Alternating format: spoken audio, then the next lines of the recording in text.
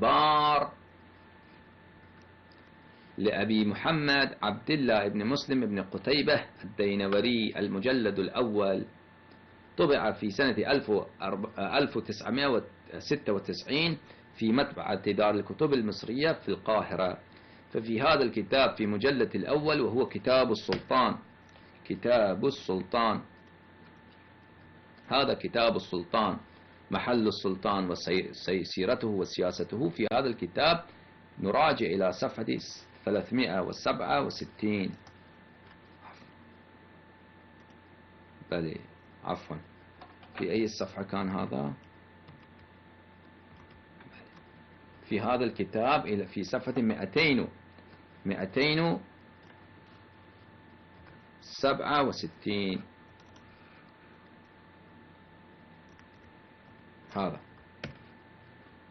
كتاب السؤدد، كتاب السؤدد أي السيادة، هذا من سيادة عمر أو سيادتهم. ماذا قال؟ يروي، لاحظوا جيدا، المدائني قال: بين عمر، لاحظوا، بين عمر بن الخطاب على المنبر إذ أحس من نفسه بريح خرجت منه. إن عمر على المنبر إذ أحس من نفسه بريح خرجت من عمر، فقال: أيها الناس، إني قد ميلت بين أن أخافكم في الله وبين أن أخاف الله فيكم، فكان أن أخاف الله فيكم أحب إلي، ألا وإني قد فسوت.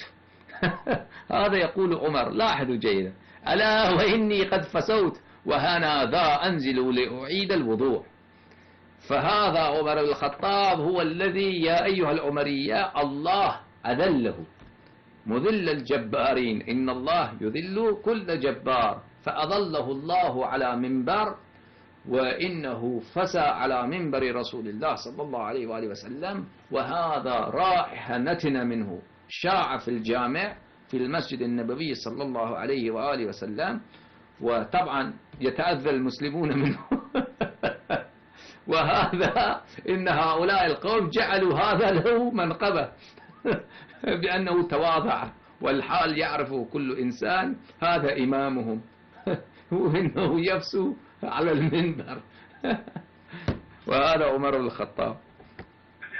خط من المخالفين، تفضلوا. نعم.